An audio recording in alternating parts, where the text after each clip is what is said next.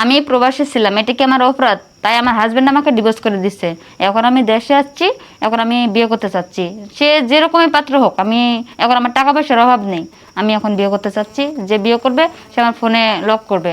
আমার phone number হচ্ছে 0173। দাঁড়ান, আপনি তো আগে থেকেই নাম্বার টাম্বার দিয়ে দিচ্ছেন একবারে। আপনার সম্পর্কে জানলাম না শুনলাম না, আপনি আগে থেকেই প্রথমেই যদি নাম্বার দিয়ে দেন সেই ক্ষেত্রে হবে? আচ্ছা আপু, হ্যাঁ জি বলুন। আপনার নাম কি? আমার নাম তানহা। তানহা। জি। তানহা আপু, আপনার বাসা কোথায়? আমার বাসা আছে উত্তরা। উত্তরা। উত্তরা কতই? 13 নম্বর সেক্টরে। 13 নম্বর সেক্টরে। জি।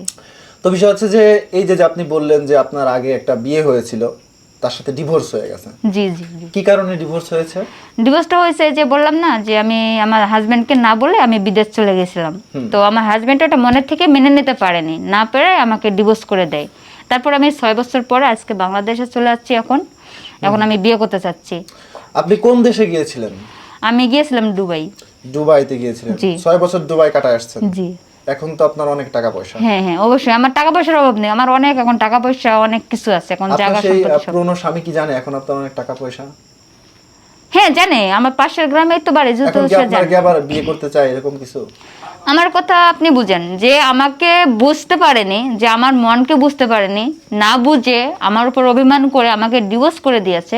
এখন যদি নেক্সট টাইম আমাকে নিতে চায় তাহলে তো আমি যাব না, কারণ সেটা আমাকে তখন বোঝেনি। আমি তো তার ভালোর জন্যই চলে গেছিলাম বিদেশটায়।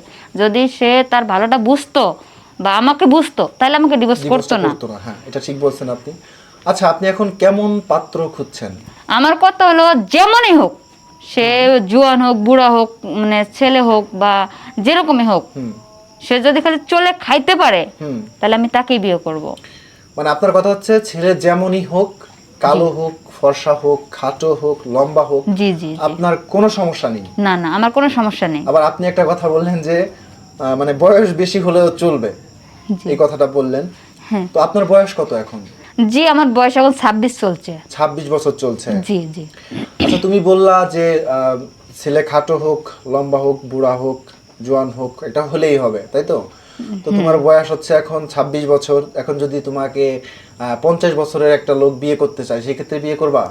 আমি বিয়ে করতে পারবো, একটা শর্ত আছে, সে যদি আমাকে চালিয়ে নিতে পারে, যে আমার যে সেটা যদি চালাতে পারে তাহলে আমি তাকে বিয়ে করবো, কোনো প্রবলেম নেই আমার। তোমার ইটা মানে কি? তোমার তো টাকা পয়সা তো তোমার দরকার নাই এখন। মানে আমি যে কারণে বিয়ে বসতেছি আর কি, এখানে তো আমি সবকিছু খুলে বলবো না, তাই না? ও আচ্ছা আচ্ছা, বুঝতে মানে পারছি আমি। কথাতেই বুঝেন। মানে বিষয়টা এরকম যে যদি বয়স একটু বেশিও হয়, মানে শারীরিক দিক দিয়ে তার একটু থাকতে হবে, ফিট থাকতে হবে, তাই হ্যাঁ তো? অ্যাকচুয়ালি এটা বোঝাইতে একদম রাইট। চাইছো? হ্যাঁ হ্যাঁ। বুঝতে পারছি আমি তোমার কথা। তো তোমার বয়স 26 বছর। অনেক ছেলেরা আছে প্রবাসে থাকে, তুমি যেহেতু 6 বছর প্রবাসে ছিলা, অনেক ছেলে আছে যারা কিনা প্রবাসে থাকে। তো তারা যদি তোমাকে বিয়ে করতে চায়, তুমি কি তাদেরকে বিয়ে করবে? হ্যাঁ করব। করবা? হ্যাঁ করব। তো সেই ক্ষেত্রে তো দেখা গেল যে সে ছেলে যদি প্রবাসে থাকে, সে যদি তোমাকে ছেড়ে যদি আবার মানে তোমাকে যদি রেখে আবার বিদেশে চলে যায়, সেই ক্ষেত্রে তুমি কি এটা মেনে নিতে পারবা? সেরকম যদি হয় তাহলে তার বিয়ে করার কোনো প্রয়োজন নেই, কারণ আমার তো হাজবেন্ডের দরকার, আমি ওই জন্য দেশে আছি, বিয়ে করব। সে যদি আমাকে বিয়ে করে রেখে আবার যদি প্রবাসে চলে যায় তাহলে সেরকম ছেলে আমার দরকার নেই। মানে প্রবাসী ছেলেদেরকে তুমি বিয়ে করবা, কিন্তু কথা হচ্ছে তোমার যে প্রবাসে যেতে পারবে না, তোমার সাথে থাকতে হবে, কারণ তোমার এখন টাকা পয়সার কোনো অভাব হ্যাঁ নেই। হ্যাঁ। অনেক ছেলেরা আছে যারা কিনা অনেক গরিব, ঠিক আছে, মানে খুবই গরিব আর্থিকভাবে। হ্যাঁ, তো তাদেরকে কি তুমি বিয়ে করবা? একদম, আমি বিয়ে করব। টাকা পয়সা তো লাগবে না? না, আমার কোনো টাকা পয়সা, আর কোনো আমার টাকা পয়সা লাগবে না, আমার যেগুলো আছে বিয়ের খরচ কি তুমি দিবা? আমি সব দিব, বিয়ের থেকে শুরু করে ওর লাইফ সেট আমি পুরাটাই করে দেব। পুরোটাই করে দিবা? হ্যাঁ। আচ্ছা আপু, তোমার ফ্যামিলিতে কে কে আছে? আমার ফ্যামিলিতে মা বাবা ভাই বোন আমি। মা বাবা ভাই বোন। জি। তুমি কি মানে তোমার মা বাবা ভাই, তোমরা কয় ভাই বোন? আমরা হচ্ছে 2 বোন 1 ভাই। এই যে যে তুমি তোমার ইচ্ছা মতো বিয়ে করতে চাচ্ছ, তোমার পরিবার থেকে কি এটা মেনে নিবে?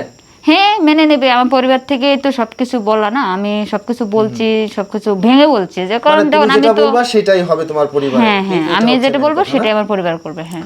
আচ্ছা আচ্ছা, বুঝতে পারছি আপু।